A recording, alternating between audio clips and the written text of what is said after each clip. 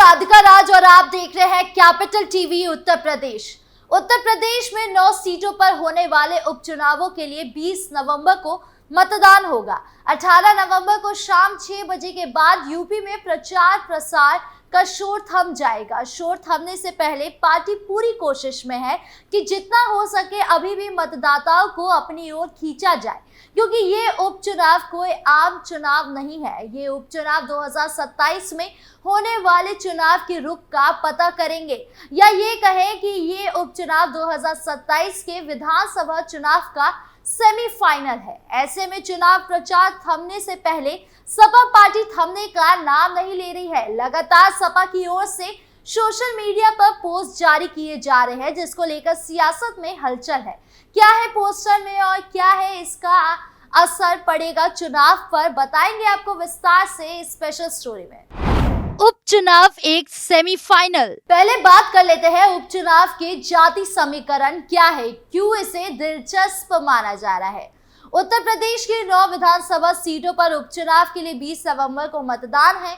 UP उपचुनाव को 2027 का सेमीफाइनल माना जा रहा है, जिसके चलते बीजेपी से लेकर सपा और बसपा ने पूरी ताकत झोंक रखी है। लोकसभा चुनाव के बाद हो रहे उपचुनाव में सबसे बड़ा दांव ओबीसी समुदाय पर खेला गया है। सपा लोकसभा की तरह उपचुनाव में भी पीडीए यानी पिछड़ा, दलित और अल्पसंख्यक फॉर्मूले के सहारे उतरी है, तो बीजेपी ने भी ओबीसी पर दांव खेलकर अखिलेश यादव की रणनीति को काउंटर करने का ताना बाना बुना है। ऐसे में साफ है कि उपचुनाव में असल लड़ाई ओबीसी वोटों को लेकर है, जिसके नतीजे से सूबे में सियासी भविष्य की दशा और दिशा तय हो जाएगी। ये उपचुनाव भले ही 9 सीटों पर है, लेकिन इस उपचुनाव को कोई भी पार्टी हल्के में नहीं ले रही है। जिस तरीके से सियासत इस उपचुनाव को लेकर है, ऐसा पहले कभी नहीं देखा गया, क्योंकि इस उपचुनाव में कुछ ऐसी सीट है जिस पर भाजपा का कमल खिलना काफी चुनौतीपूर्ण है, तो वहीं कुछ ऐसी सीट है जिस पर भाजपा की कमान है, जिससे सपा की मुश्किलें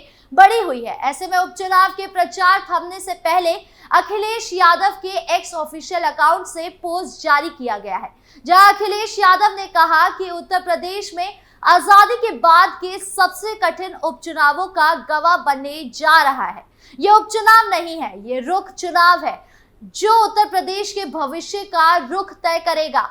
इन उपचुनावों में लोकसभा 2024 के चुनावों की तरह भाजपा की नकारात्मक राजनीति को फिर से धूल चटाने और संविधान, लोकतंत्र, आरक्षण व सामाजिक न्याय के संघर्ष को बचाने के लिए पूरा पीडीए समाज सभी 9 सीटों पर एकजुट है।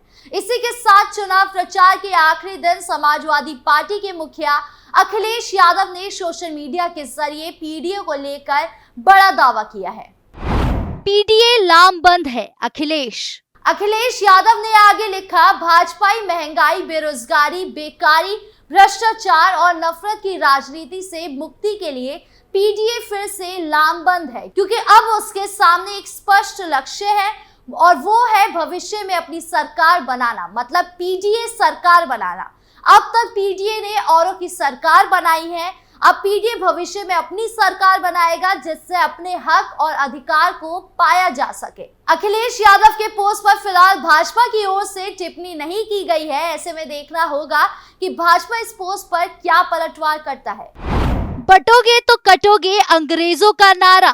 पोस्ट से पोस्टर याद आता है और पोस्टर से याद आता है नारा। सीएम योगी का हरियाणा चुनाव में दिया नारा उनकी पार्टी के लिए संजीवनी बन जाएगा, ये उन्हें भी नहीं पता होगा। इस नारे का प्रभाव न केवल यूपी में है, बल्कि देश भर में देखा जा रहा है। प्रधानमंत्री से लेकर गृह मंत्री तक इस नारे का विस्तार कर रहे हैं। इस नारे के प्रभाव को देखते हुए विपक्ष ने एक के बाद एक पोस्टर जारी किया, लेकिन एक का भी प्रभाव इस लेवल का नहीं देखा गया और एक और कोशिश करते हुए अखिलेश यादव ने नारे पर टिप्पणी की है। अखिलेश यादव ने कहा कि सच्चाई ये है कि मुख्यमंत्री ने जो नारा दिया है, बटोगे तो कटोगे, वो अंग्रेजों का है। यही नारा अंग्रेजों ने दिया था।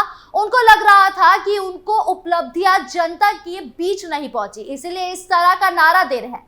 लोकतंत्र में इससे घटिया नारा कोई हो ही नहीं सकता। कहा कि दूसरे को बांट रहे थे, खुद बट रहे हैं। अंदर ही अंदर उनके सहयोगी सुरंग खोद रहे हैं। कहा कि इन्हें पीडीए डीएपी नजर आ रहा है, किसानों को खाद नहीं मिल पा रहा है। कहा कि भाजपा प्रशासन के दम पर चुनाव लड़ रही है, जिनकी जिम्मेदारी वोट पड़वाना है। लोग शांति के साथ अपने मताधिकार को प्रयोग कर सके, ये काम प्रशासन का है। अब सपा प्रमुख अखिलेश यादव की बयानों का जनता पर क्या प्रभाव पड़ता है, ये तो देखने वाली बात होगी। कुर्सी बचाने के लिए हो रहा एनकाउंटर। अब बात कर लेते हैं सीएम योगी की अगली टिप्पणी पर।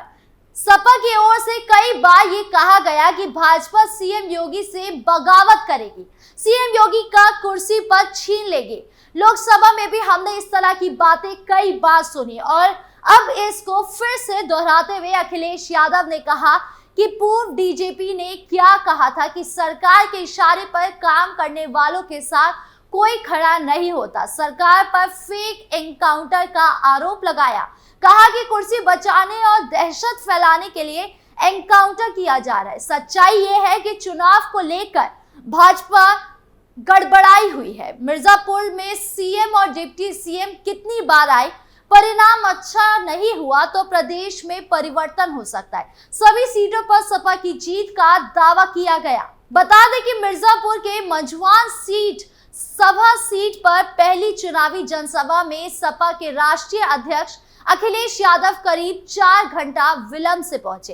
इस दौरान उन्होंने कहा कि मंझवान का मटन युद्ध इतिहास में दर्ज हो गया है। कहा कि तमाम युद्ध देखा और सुना है, लेकिन मटन के लिए युद्ध पहली बार इस चुनाव में मिर्जापुर में देखा गया। जो लड़ाई ऊपर चल रही है, वही लड़ाई मटन युद्ध के रूप में नीचे नजर आया। अब सीएम योगी की कुर्सी छीनेगी या नहीं, ये तो देखने वाली बात होगी।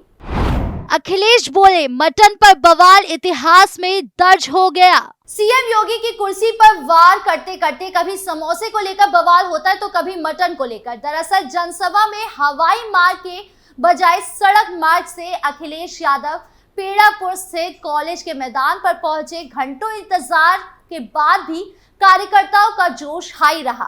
सभा के बाद विशाल कट आउट के पास आतिशबाजी की गई। पूर्व मुख्यमंत्री अखिलेश यादव ने भी मंच से मटन की दावत पर चर्चा करते हुए ऐसे लोगों से बचने की नसीहत दी। मटन पर बवाल पर कहा कि ये इतिहास के पन्नों पर दर्ज होगा। अखिलेश को संदेह, क्या फिर चलेगा पीडीए? जहां एक तरफ सीएम योगी को अपनी तैयारी पर पूरा कॉन्फिडेंस है, वहीं दूसरी तरफ सपा अध्यक्ष अखिलेश यादव को खुद के बनाए पीडीए फॉर्मूला राजनीति पर डाउट हो रहा है कि क्या हिंदू को एकजुट करने वाले सीएम योगी के बनाए नारे बटेंगे तो कटेंगे के आगे पीडीए फॉर्मूला काम कर पाएगा। हालांकि अखिलेश यादव अभियान के अच्छे प्रबंधन पर ध्यान केंद्रित करते हुए रणनीति को बेहतर बनाने के लिए 9 विधानसभा क्षेत्रों के पार्टी नेताओं और पदाधिकारियों के साथ बैठक कर रहे हैं, क्योंकि उन्हें कहीं ना कहीं डाउट है कि आजमाया हुआ पीडीए फॉर्मूला पिछड़ा, दलित और अल्पसंख्यक फिर से काम कर पाएगा या नहीं। लोकसभा चुनाव की बात की जाए तो पीडीए फॉर्मूला काम किया था, जिसके बाद से भाजपा का कहना रहा कि ये जीत सपा का तुक्का है। हालांकि बता दें कि इस पीडीए फॉर्मूला ने उत्तर प्रदेश में लोकसभा चुनाव में इंडिया गठबंधन की बड़ी जीत का मार्ग प्रदर्शित किया था। समाजवादी पार्टी उत्तर प्रदेश में सबसे बड़ी पार्टी के रूप में उभरी और लोकसभा में 37 सीटों पर उसे सफलता मिली। इसके सहयोगी कांग्रेस ने 6 सीटें जीती, जिससे एनडीए के 36 के मुकाबले उत्तर प्रदेश में इंडिया गठबंधन सांसदों की संख्या 43 हो गई। तो वहीं सपा की तैयारी की बात की जाए तो पीडीए फॉर्मूला को आजमाने के अलावा अखिलेश यादव बूथ समितियों को मजबूत कर रहे हैं, स्थानीय नेताओं के बीच विवादों को सुलझा रहे हैं, पार्टी नेताओं को मतदाता सूचियों की जांच करने और सभी निर्वाचन क्षेत्रों में सोशल मीडिया की उपस्थिति को मजबूत करने का निर्देश दे रहे हैं। तो वहीं पार्टी नेताओं को उन गांव और मोहल्ले में बैठक करने का निर्देश दे रहे हैं जिन्हें भाजपा का मजबूत आधार माना जाता है। सभी प्रमुख पार्टी की बात की जाए तो बीजेपी ने 9 में से 8 सीटों पर उम्मीदवार उतारे हैं, तो वहीं एक सीट यानी मीरापुर पर अपनी सहयोगी पार्टी आरएलडी को दिया है। तो वहीं समाजवादी पार्टी ने भी सभी 9 सीटों पर अपने उम्मीदवार उतारे हैं। उधर मायावती की बीएसपी ने भी सभी 9 सीटों पर अपने उम्मीदवार उतार दिए हैं। वहीं कांग्रेस ने सत्ता के इस सेमी सेमीफाइनल से पहले ही सरेंडर कर दिया था। समाजवादी पार्टी के साथ सीट शेयरिंग में बात नहीं बन पाने के कारण कांग्रेस ने उम्मीदवार नहीं उतारने का फैसला लिया। इस सेमीफाइनल मुकाबले में एक तरफ जहां मुख्यमंत्री योगी आदित्यनाथ की प्रतिष्ठा दांव पर है, तो वहीं अखिलेश यादव की पीडीए फॉर्मूला का लिटमस टेस्ट होना है। लोकसभा के बाद अखिलेश का पीडीए चलेगा और मायावती की हाथी उठेगा या नहीं, ये भी पता चलेगा। आपको क्या लगता है, कमेंट बॉक्स में जरूर बताएं और यूपी की तमाम बड़ी खबरों से जुड़े रहने के लिए देखिए कैपिटल टीवी उत्तर प्रदेश।